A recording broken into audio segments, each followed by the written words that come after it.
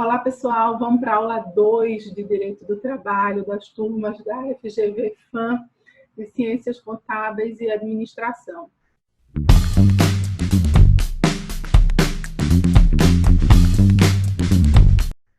Veja bem, já tratamos de todo o contexto histórico da formação do direito do trabalho. E aí a gente não pode deixar de analisar, dentro do âmbito nacional, a nossa formação de leis que protegem o trabalhador, como isso influencia. Então, quando a gente fala no direito do trabalho, dentro de um aspecto global, a gente está falando em direitos humanos, certo? Então, a gente tem que fazer primeiro uma diferença entre direitos humanos e direitos fundamentais, que a gente já fez na aula 1, mas de uma forma mais aprofundada, deixar vocês esclarecidos de que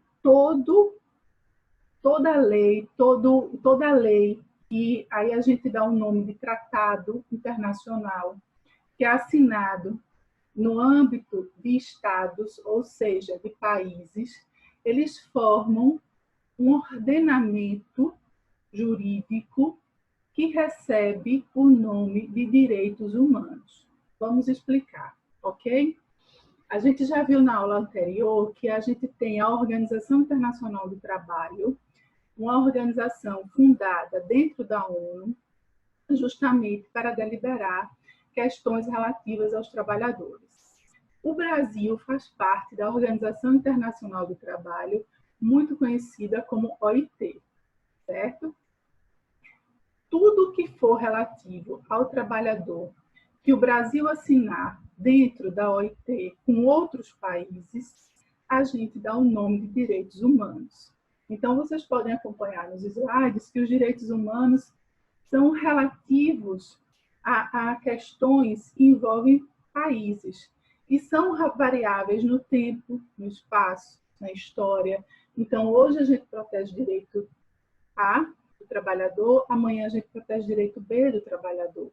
Isso vai da evolução social, da demanda social. Mas o que eu quero que vocês façam a diferença agora é, se a gente está falando de um direito protetivo ao trabalhador, que envolve a assinatura de vários países, que envolve a decisão de vários países para proteger aquele direito, a gente está falando numa perspectiva macro, numa perspectiva maior, uma perspectiva de mundo, e estamos falando em direitos humanos.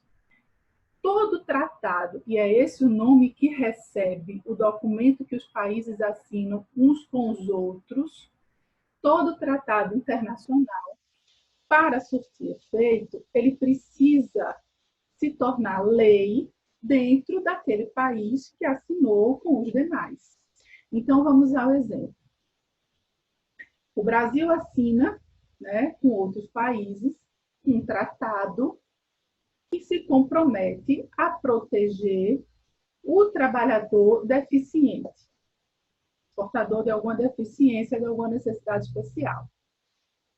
Como é que o trabalhador brasileiro vai se beneficiar deste tratado que o Brasil se comprometeu com outros países? É preciso que o Brasil faça com que esse tratado, que é um documento internacional, portanto, de direitos humanos, se torne um documento fundamental para o Estado brasileiro. E aí, o que é que o Brasil faz? O Brasil torna esse tratado internacional uma lei interna.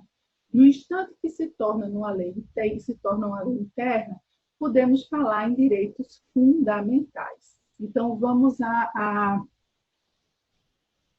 logística, digamos assim, da questão. Primeiro, temos uma demanda social que vários países se reúnem e discutem.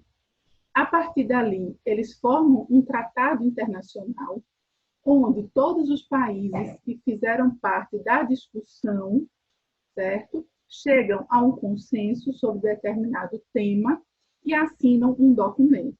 Ok.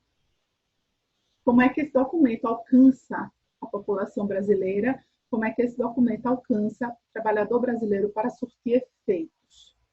A partir do instante que o Brasil se compromete internacionalmente, ele vai ter que fazer, né, com que esse tratado seja cumprido dentro do ordenamento jurídico brasileiro, para que sim a gente possa dar uma resposta internacional e interna. Então vamos lá. Vamos ilustrar, certo? Digamos que tenhamos uma demanda de inserção no mercado de trabalho do trabalhador portador de necessidades especiais, seja física, seja intelectual, seja mental, certo? Então, o que é que acontece? Esse problema, ou essa demanda, é comum a vários países que não sabem como fazer, certo? Para que esse trabalhador realmente tenha essa inserção no mercado de trabalho.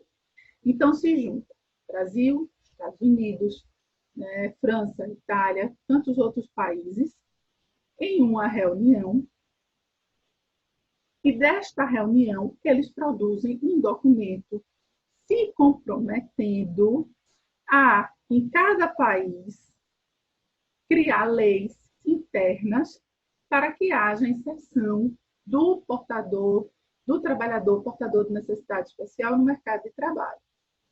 Dentro desse documento que eles produzem, já ficam regras estabelecidas, como vai ser essa inserção, de que forma se dá, etc. Cada país, posteriormente, vai ter o compromisso de criar uma lei própria, regulamentando este documento internacional chamado tratado, para que, dentro do Brasil, a gente tenha, obviamente, este compromisso atendido. Então, qual é a regra?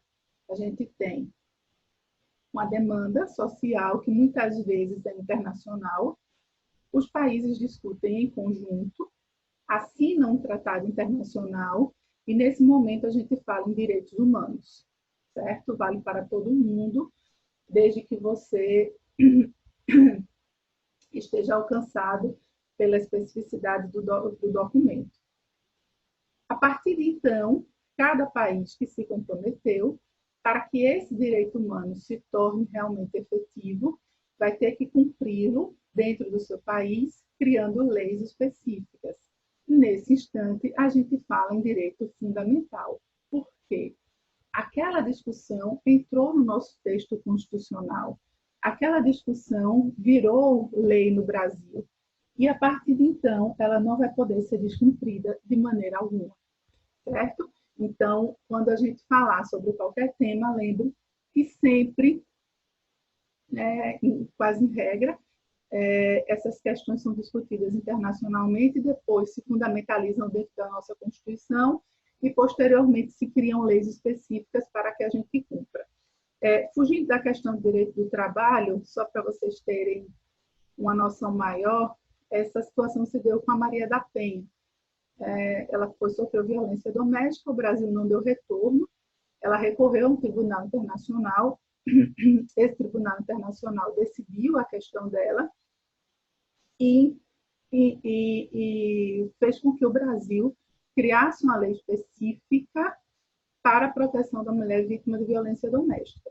Então, é uma questão de direito mundial, sim, proteção da mulher contra situações várias, inclusive contra a discriminação no trabalho. E no caso específico da Maria da Penha, houve uma decisão do Tribunal Internacional para que o Brasil legislasse. Então, foi uma situação definida, primeiro, no âmbito mundial, porque envolveu outros países, e depois se tornou fundamental, porque o Brasil foi obrigado a criar uma lei específica para tanto. Então, o caminho quase sempre é proteção internacional dos direitos, e aí a gente fala em direitos humanos, e, posteriormente, essa proteção se fundamentaliza dentro dos Estados, por meio do texto da Constituição e por leis específicas, e aí a gente fala em direitos fundamentais. Direitos fundamentais, que o nome já diz, a nomenclatura já fala, né? São aqueles dos quais você não pode abrir mão, você não pode prescindir, e o Estado tem que lhe prestar. Então, o Estado tem que garantir esses direitos, independente de qualquer situação, porque ele colocou no texto da Constituição e ele lhe deu, né, esse direito. Portanto, ele vai ter que lhe dar uma garantia de que esse direito se efetive, se torne real se torne factível que você o alcance. E do direito do trabalho não é diferente. Então, a gente teve toda uma progressão, digamos assim, de mundo a respeito das questões trabalhistas. Primeiro foram alcançadas a partir de questões históricas, que eu já deixei para vocês a pesquisa, Revolução Francesa, Revolução Industrial, e esses direitos foram sendo construídos até a gente chegar à Constituição Social, lá em Weimar, na Alemanha, Constituição Mexicana, que saiu inspirando tantas outras constituições e também a nossa, a partir de 34, para que a gente protegesse as questões trabalhistas muito fortemente, protegesse os direitos do trabalhador. Então, não foi uma construção histórica dentro do Brasil, propriamente dito, foi uma questão histórica mundial, daí esse fenômeno do direito internacional e dos direitos humanos, e posteriormente a gente foi trazendo para o nosso ordenamento jurídico, a gente foi internalizando através de direitos fundamentais na nossa Constituição. Portanto, abro um parênteses agora para a gente tratar dos direitos fundamentais do trabalhador na Constituição, para vocês entenderem esse histórico como acontece. Discussão mundial, direitos humanos, cada país depois vai internalizando, criando normas, criando regras, e a gente foi fazendo da mesma forma. A questão do trabalho foi sendo discutida desde a pré-história, onde o trabalho não era visto como atividade econômica, vocês lembram, até a gente chegar, passar pela escravidão, onde também não tinha essa mesma função, até a gente chegar às discussões das revoluções industrial e a Revolução Francesa, onde realmente houve um marco, uma quebra de paradigma, onde o trabalho, a partir de então, começou a ser sinônimo de liberdade, muito fortemente de liberdade econômica, e a partir da liberdade econômica, o indivíduo começou a alcançar dignidades. Então, a gente começa a discussão a partir de então, a partir daí, na verdade, e toda essa inspiração de mundo, de todas essas reivindicações sociais, começaram no aspecto global, macro, direito internacional. Então, portanto, tudo que foi decidido e ajustado entre os Estados, direitos humanos. Obviamente, o Brasil tomou para si muitas das inspirações e tudo que o Brasil pactuou e se comprometeu teve que entrar no seu ordenamento jurídico, que é o conjunto de suas leis, precisamente dentro da Constituição, e aí a gente fala em direitos fundamentais do trabalhador.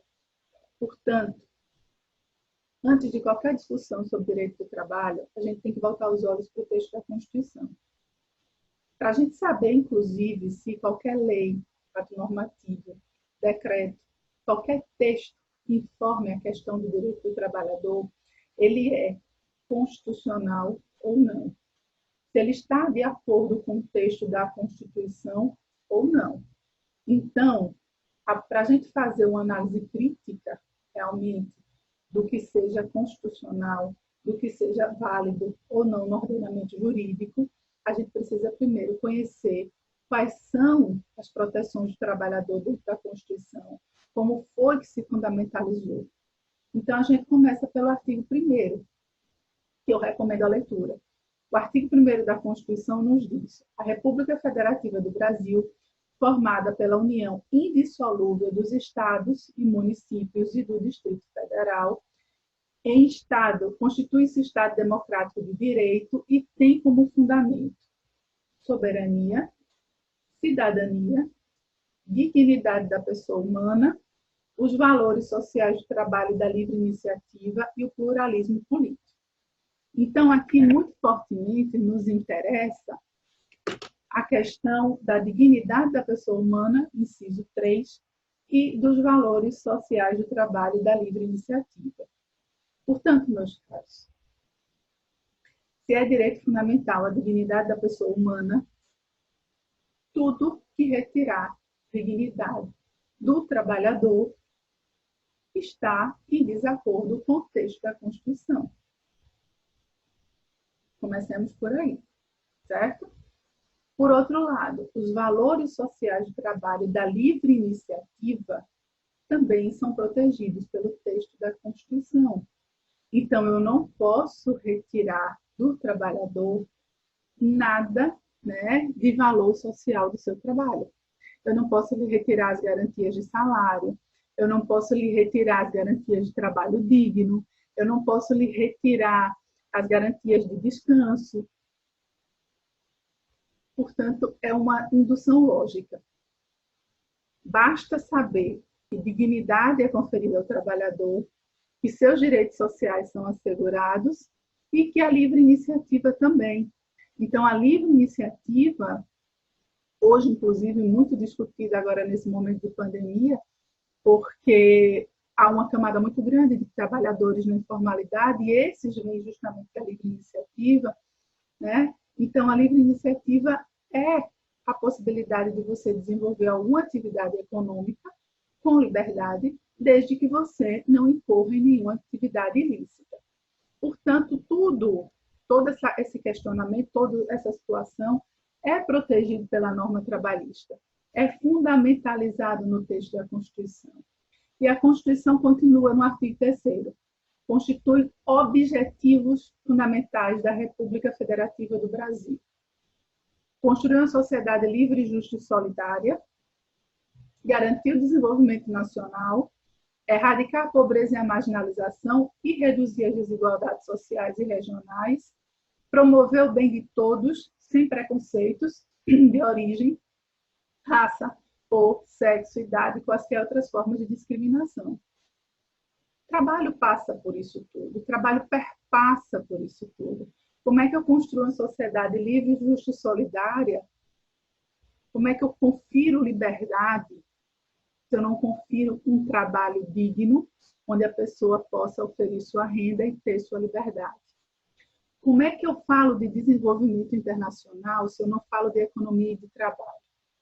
Como é que eu falo em erradicar a pobreza e marginalização se eu não tenho, né, um programa de políticas públicas para que os trabalhadores estejam em condições dignas de prestar o seu trabalho de acordo com os ditames sociais de trabalho? Então, vejam a força que tem o trabalho. A força que o trabalho assume no cenário brasileiro, seja no direito ou na economia.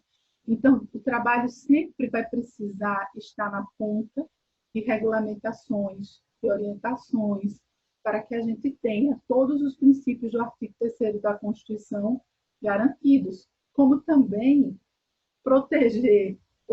promover o bem de todos de forma igual. Então, a igualdade, a ausência de discriminação também perpassa no trabalho. Quando você não discrimina mulher, quando você não discrimina as questões de raça, de gênero, de sexo, etc. Então, a ausência de discriminação também é necessária nas relações de trabalho.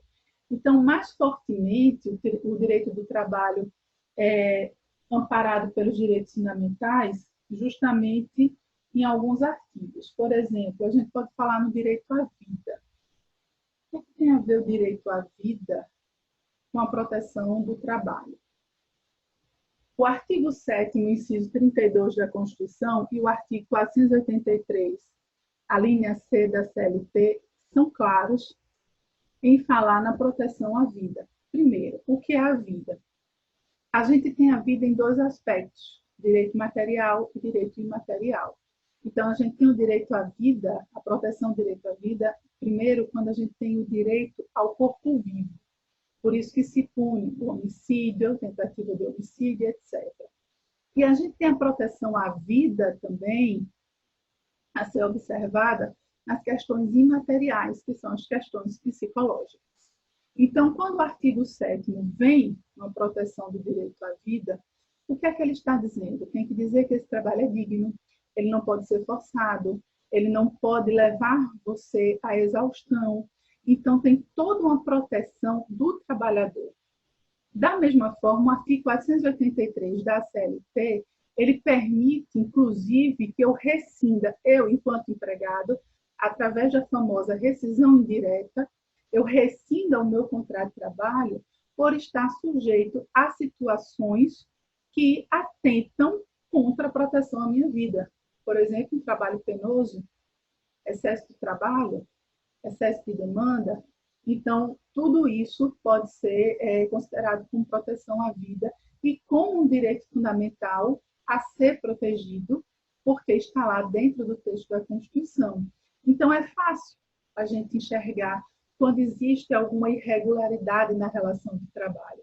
Ainda que vocês não conheçam todos os artigos da CLT, é importante conhecer esses artigos que estão no slide do texto da Constituição, porque a partir daí vocês têm uma noção, uma base geral, um fundamento do que é respeito ou desrespeito às relações de trabalho.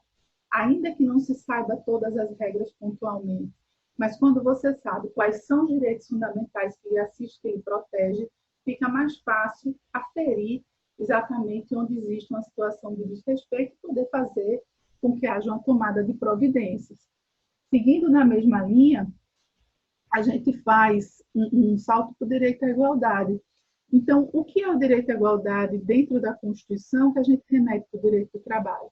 É exatamente uma oportunidade de acesso igual e de permanência no emprego. Simples, deveria ser, mas nem sempre o é. A gente sabe das situações de discriminação na relação de trabalho. A gente sabe, né, que muitas vezes mulheres de idade fértil não são selecionadas porque o empregador acha que vai engravidar, vai ter a situação de licença maternidade, etc., ele vai se afastar, e para eles pode ser visto como um custo. A gente sabe que algumas pessoas com algumas doenças não são selecionadas, então existem alguns fatores de discriminação ainda nas relações de trabalho. Não deveria haver, porque a oportunidade de acesso deve ser igual e de permanência também. Se de permanência deve ser, a gente também deve falar numa questão ainda muito mais delicada, que é a questão dos salários, que está no artigo 5º. A todo trabalho de igual valor corresponderá igual salário, né, sem distinção de sexo. Basta fazer uma pesquisa e a gente sabe que algumas mulheres em algumas posições, em alguns cargos, têm um salário menor do que homens que ocupam posição igual. Então, pessoal, finalizando a aula 2, o que é que vocês têm que ter em mente? Temos direitos fundamentais de proteção ao trabalhador. Onde estão esses direitos fundamentais? Texto da Constituição. Todos os artigos que eu citei para vocês são direitos fundamentais de proteção ao trabalhador, estão descritos no slide. Quais são os mais importantes? Direito à vida, direito à igualdade. Dentro do direito à vida e direito à igualdade, encontraremos várias proteções ao trabalhador. Direito à vida, o artigo 7º, como eu disse a vocês, no seu inciso 22, onde ele fala, são direitos dos trabalhadores urbanos e rurais, além de outros que visem a melhoria de sua condição social, a redução dos riscos inerentes ao trabalho, por meio de normas de saúde, higiene e segurança. Então, aqui a gente pode falar em salubridade, periculosidade, EPI e todas as normas de proteção à saúde do trabalhador, ok? O que for além deste limite de proteção ao trabalhador está errado. Não me deram EPI, meu trabalho é penoso, meu trabalho é insalubre, eu não recebo adicional, está errado. Se bem que o adicional não vai, né, isentar do risco. Porém, foi um artifício jurídico encontrado para a compensação. Da mesma forma, voltemos à questão, direito à vida, todas as vezes que lhe for imposto trabalho que lhe coloque em risco, ou que lhe coloque em excessos, você pode, inclusive, fazer uso do Instituto da Rescisão Indireta. Voltemos ainda para os direitos fundamentais. Igualdade, oportunidade igual de acesso e de permanência. Como é que eu ascendo a uma vaga e como é que eu permaneço de forma igual? Eu tenho que ser analisado por minhas qualidades técnicas, por minhas habilidades técnicas, esquecendo-se as questões de raça, cor, etnia e etc. e tal. Se assim o for, estaremos em dissonância, em desacordo com o princípio da igualdade, que é um direito fundamental do trabalhador. Outra questão, salário. O artigo 5º da própria CLT diz, repetindo, a todo trabalho de igual valor corresponde igual salário. Não há por que haver distinção.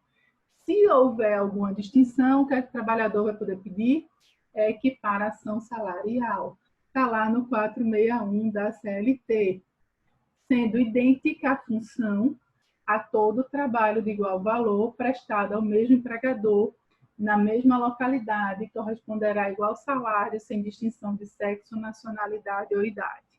Então, eu não posso estabelecer critérios diferentes para quem presta a mesma atividade. Aí vamos falar sobre proteção do salário. O artigo 7º continua. São direitos dos trabalhadores urbanos e rurais, além de outros que visem a melhoria de sua condição social. Aí vamos para o artigo, o inciso 30. Proibição de diferença de salário, de exercício de funções de critério de admissão por meio de sexo, idade, cor, estado civil. O que é que eu estou dizendo? O princípio da igualdade deve ser aplicado. Eu não posso fazer diferença por conta de sexo, idade, cor ou estado civil. Não posso estabelecer discriminações. Aliás, estabelecer discriminações é crime previsto em lei, que vamos ver na próxima aula como atividade. Inciso 31, proibição de discriminação no tocante a salário e critério de admissão do trabalhador portador de deficiência. Não posso.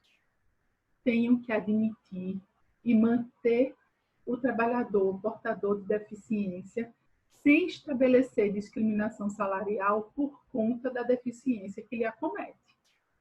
Proibido? É vedado. Proibição de distinção entre trabalho manual, técnico, intelectual ou entre os profissionais respectivos. Também não posso fazê-lo.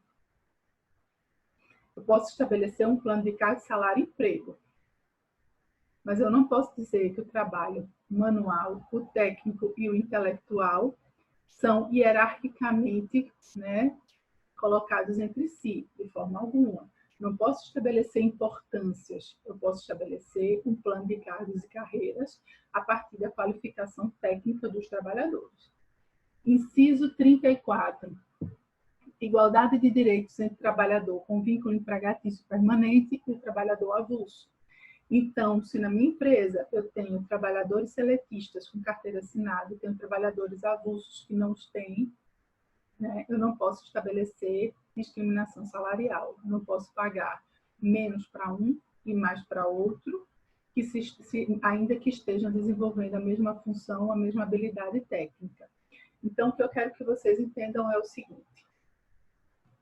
Independente de qualquer artigo da CLT, qualquer texto normativo, qualquer decreto, de qualquer lei, o que vocês têm que ter em mente são os princípios que informam o direito do trabalho. Onde estão esses princípios? Constituição Federal. O que é que a Constituição nos dá? Um mandamento de otimização.